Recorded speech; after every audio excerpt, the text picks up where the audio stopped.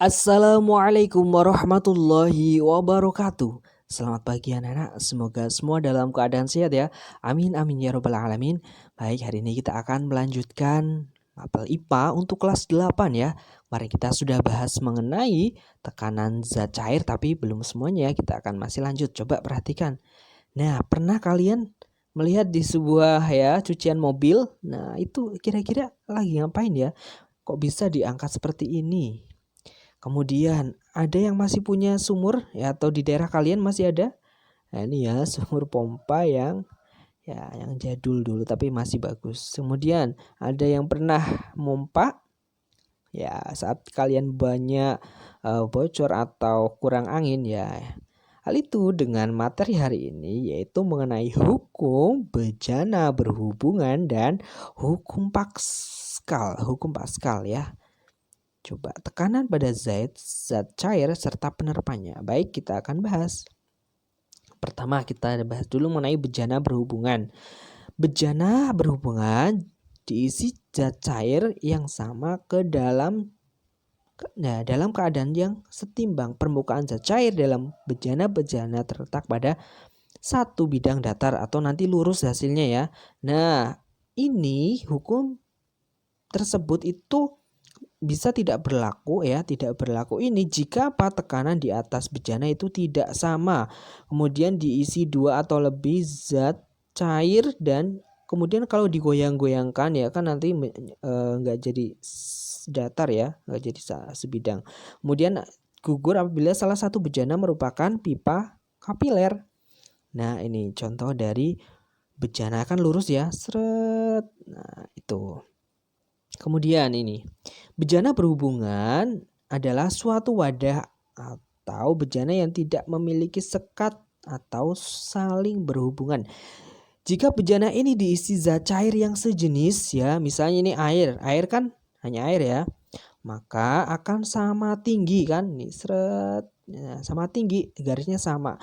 Namun jika zat cair diisi dengan berbeda jenis, maka permukaannya tidak akan sama tinggi. Contohnya di sini ada diisi minyak dan air. Kalau airnya kan di sini masih searah ya. Nah, kalau minyaknya gimana? Nah, ini kan ya tingginya beda. Nah, itu ya. Ternyata ini ada rumusnya. Bagaimana permukaan zat cair dalam pipa U? Lakukan pengamatannya misalnya ya. Nah, pada titik A dan B ini yang B ya, ini B, A dan B. Terletak dalam satu garis horizontal kan mendatar ya, yang melalui batas kedua zat. Karena terletak satu garis horizontal tekanan, maka tekanan hidrostatiknya adalah sama. Masih ingat kemarin tekanan hidrostatik rumusnya apa? Rho kali G kali H. Nah, sehingga P1 sama dengan P2. P1 dikali G kali H1 sama dengan Rho 2 kali G kali H 2G. G itu apa? Gravitasi kan sama ya, anggap sama. Kemudian bisa dicoret. Nah, ini dicoret G-nya. Sehingga tinggal menghasilkan Rho 1 kali H1 sama dengan Rho 2 kali H2. Nah, Rho itu apa, Rho? Rho itu adalah massa jenis. Ini Rho harusnya Rho ya ini ya. Karena Rho itu massa jenis, Rho 1 itu jenis pertama, kalau Rho 2 berarti massa jenis kedua. Haik, masih ingat haik? Haik itu berarti tinggi ya, pada zat cair atau yang pertama. Kemudian H2 berarti tinggi pada zat yang kedua. Nah, biasanya ada rumus, ada contoh soal. Nah, ke dalam sebuah sebuah pipa yang berisi air dimasukkan alkohol ya. Nah, pada lubang pipanya sepanjang 10 cm, hitunglah selisih ketinggian permukaan zat cair pada kedua pipa U tersebut. Rho alkohol di sini diketahui 0,8 gram per cm kubik, kemudian rho air 1 gram per cm kubik, atau biasanya rho air bisa 1000 ya, 1000 tapi satuannya kilogram per meter kubik. Nah, penyelesaiannya gimana? Yang ditanya adalah H. Nah, Rho satunya misalnya ini punya dari alkohol, Rho 2-nya adalah si air. Nah, kemudian H1-nya 10 cm dari si alkohol. Nah, tadi rumusnya gimana? P1 sama dengan P2 atau ρ1 kali H1 sama dengan ρ2 H2 kita masukkan. Nah, H2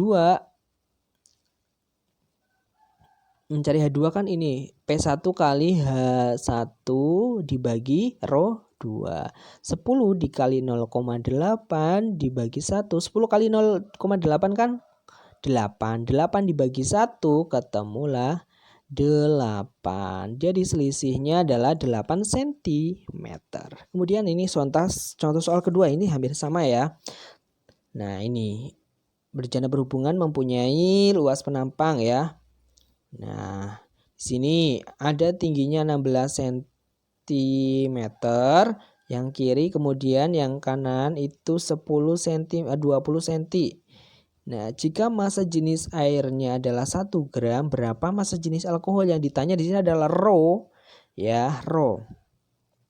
H1-nya 16, H2-nya 20, ρ1-nya ρ airnya kan 1 ya. Ditanya adalah ρ2-nya. ρ2 itu miliknya si alkohol.